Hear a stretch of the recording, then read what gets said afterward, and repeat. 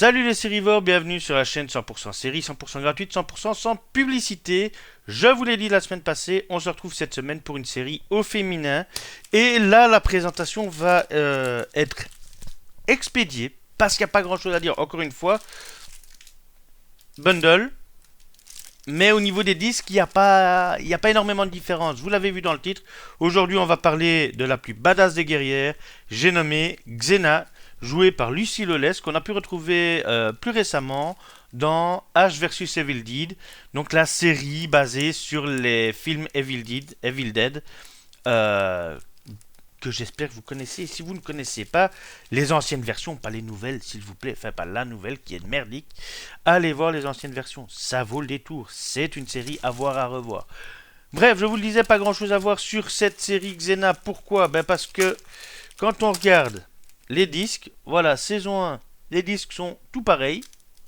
Je retourne, voilà le dernier disque, c'est exactement pareil, avec le titre au-dessus, la guerrière dans le bleu, le nom de saison, le numéro pardon, de saison, le numéro du disque et les mentions légales.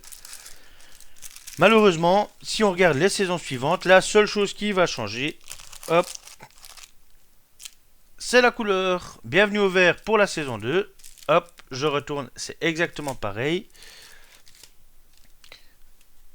Troisième saison, quelle couleur ce sera? On part sur du bleu, ma femme adore ça. Toujours la même chose, les mentions légales, le titre, vraiment très minimaliste comme série, hein, pour la collection. On arrive à la saison 4 et là on rejoint la série précédente puisqu'on a de l'orange.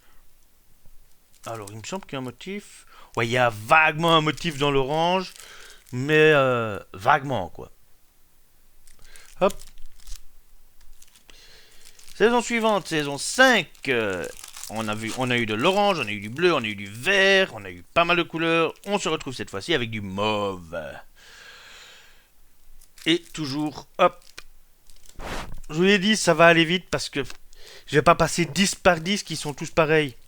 Et enfin, on termine. Là, on voit mieux, un peu mieux le motif. Enfin, je sais pas si vous le verrez à la caméra, mais on voit un peu mieux le motif. Hop.